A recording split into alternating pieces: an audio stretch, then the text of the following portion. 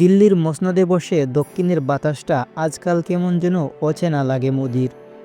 যে বাতাস কিছুদিন আগেও বয়ে আনত ঢাকার উষ্ণ বন্ধুত্বের বার্তা, সেই বাতাসেই এখন মিশে আছে ঠান্ডা এক অনিশ্চয়তা।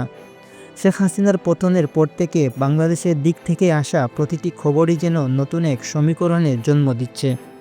কোথায় গেল সেই সোনালি দিনগুলো, যখন ঢাকার নীতি আর দিল্লির চাওয়া একই সরলরেখায় চলত?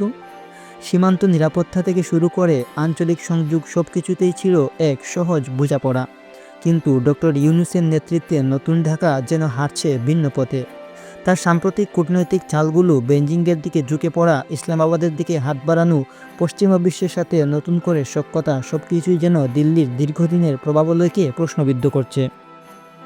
নোবেলজয়ী এই শান্তির মানুষ যে কূটনীতির মাঠে এমন পাক্কা খেলোয়াড় হয়ে উঠবেন তা হয়তো ভাবেননি অনেকেই। তার মৃদু হাসি আর শান্ত কথার আড়ালে লুকিয়ে থাকা কৌশলগুলো কি দিল্লির থিঙ্ক ট্যাঙ্কগুলো পড়তে ভুল করেছিল? সাউথ ব্লকের করিডোরে এখন একটাই গুঞ্জন, ইউনূসের এই উত্থান কি ভারতের জন্য দক্ষিণ এশিয়ার নতুন এক চ্যালেঞ্জের সূচনা? দক্ষিণের বাতাস যে সত্যিই বদলে গেছে তা এখন স্পষ্ট।